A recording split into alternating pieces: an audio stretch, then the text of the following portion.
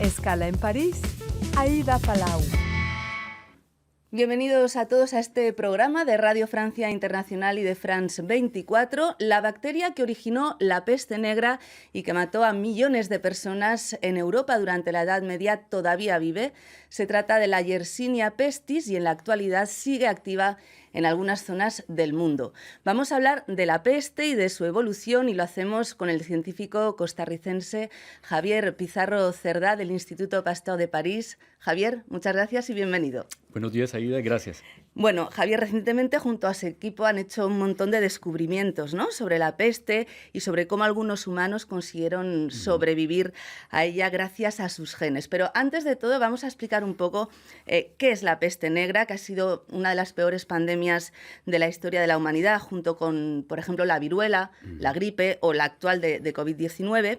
La peste mató entre 1347 y 1352 a una gran proporción de la población europea. Hablamos de millones y millones de personas. Explíquenos qué es la peste y cómo se origina.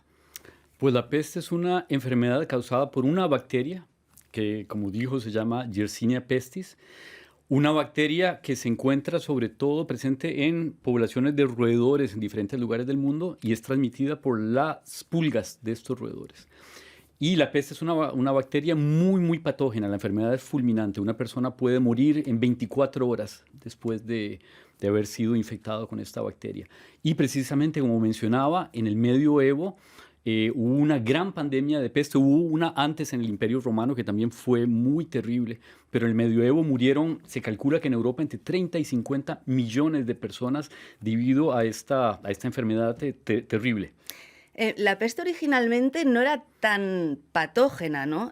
Justamente en el Instituto Pasteur tiene una colección muy importante de bacterias recogidas en todas las partes geográficas del planeta. Las están analizando para entender cómo se convirtió este patógeno en este monstruo que mató a tanta gente. ¿Cuántas hay? ¿Cuántas están manejando para hacer estos descubrimientos? Estamos manejando miles de bacterias. Hoy en día, gracias a las técnicas de secuenciación de ADN, tenemos acceso no solo a bacterias actuales, tenemos muchísimas bacterias que vienen de Asia, África, América, gracias a las diferentes interacciones del Instituto Pasteur con otros institutos en el mundo. Entonces, en el Pasteur tenemos más de 2.000 cepas que estamos secuenciando y analizando su ADN. Y tenemos colaboraciones también con arqueólogos que trabajan con bacterias antiguas que han rescatado de cementerios de hace 1.000, 2.000, incluso 5.000 años. Entonces, estamos retrasando toda la historia de esta bacteria para entender precisamente cómo se transformó originalmente. Viene de un bacilo que causa una enfermedad intestinal y poco a poco fue cambiando y fue evolucionando a este patógeno que conocemos hoy en día. ¿Y han conseguido encontrar ese bacilo, identificarlo, el que fue tan mortal? Pues tenemos pistas sobre este bacilo mortal. Es realmente como un rompecabezas. Hemos visto diferentes moléculas que ayudan a causar esta enfermedad tan grave. Y en este momento estamos poniendo juntas precisamente las piezas de este rompecabezas para tener la imagen global de este bacilo y entender por qué es tan mortal. Eso explicaría, ¿no?, que se transformara en mucho más agresivo. Eso explicaría por qué mató a tanta gente en la Edad Media, ¿no? Hablamos de, no sé, 30 millones, 40 millones de personas, 50 millones, no se sabe muy bien. Definitivamente, esto nos está dando pistas de por qué es tan patógeno. De hecho, es una bacteria que se transmite inicialmente por las pulgas, infecta los gangliones y luego de ahí pasa a todo el cuerpo. Y hay una variante de esta peste que puede llegar a los pulmones y que se puede transmitir exactamente como el COVID. Y pensamos que tal vez en algunas de estas pandemias del medioevo la gente transmitía vía la tos esta bacteria y en ese caso se vuelve una enfermedad muy peligrosa porque entonces hay contacto y transmisión de mano a mano. De hecho, ahora durante la pandemia de coronavirus se han recuperado un poco gestos que ya se aplicaron durante esas pandemias de hace siglos, ¿no? Definitivamente, por ejemplo, el pase sanitario es algo que se había establecido ya en Italia en el siglo XVIII. Ahí tenemos hoy día ejemplos de pases sanitarios que se dieron en ese momento para viajar del norte al sur de Italia.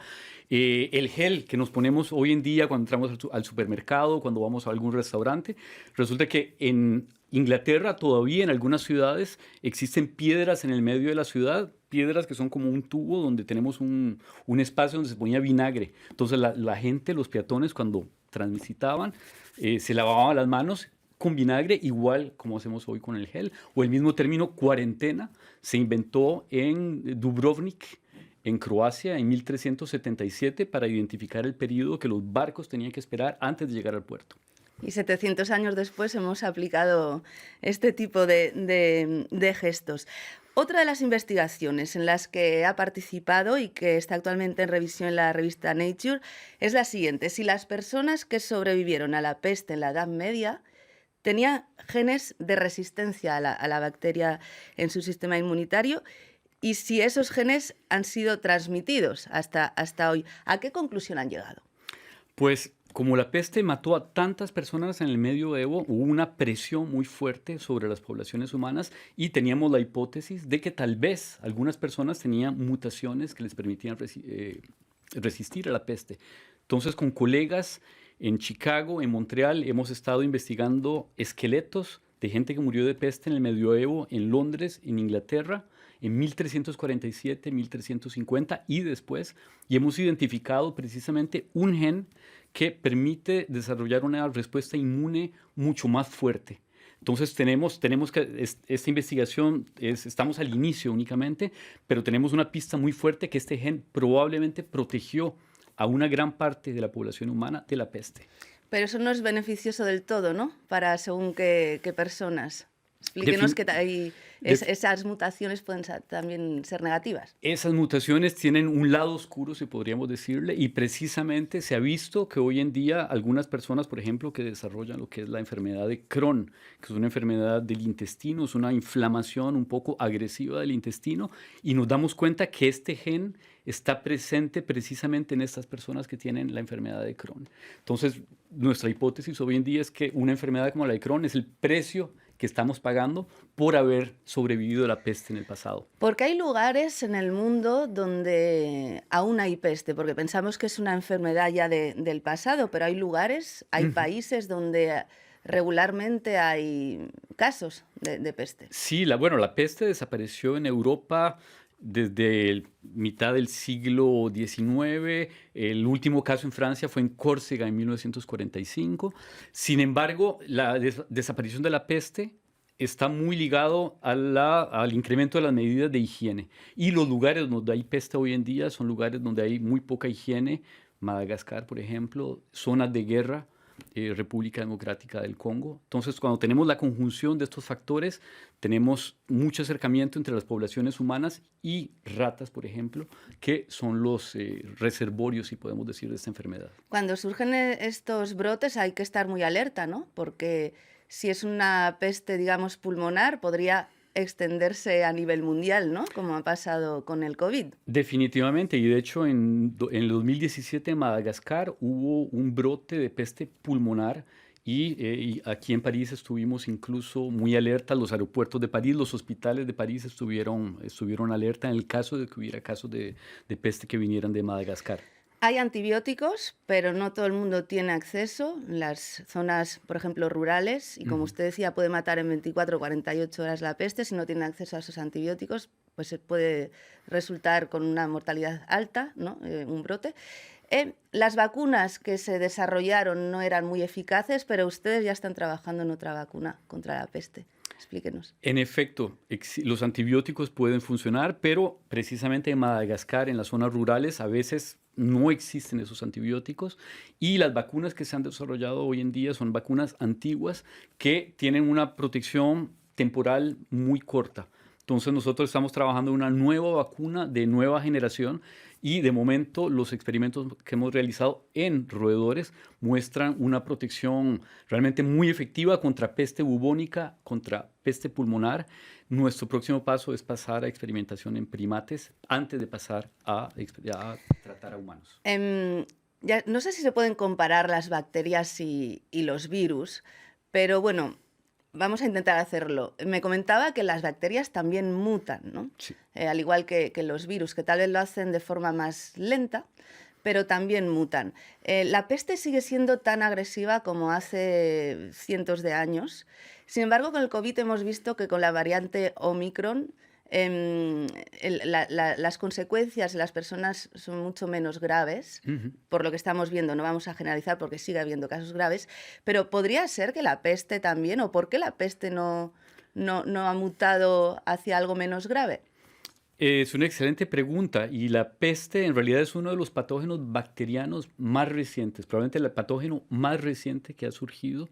Estamos hablando de un periodo de 1000, 2000 años, pero en términos evolutivos es muy poco tiempo. Entonces, como usted mencionaba, las bacterias mutan menos.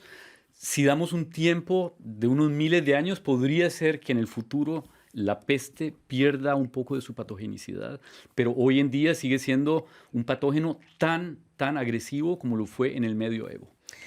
Querría tener su opinión sobre el coronavirus como científico.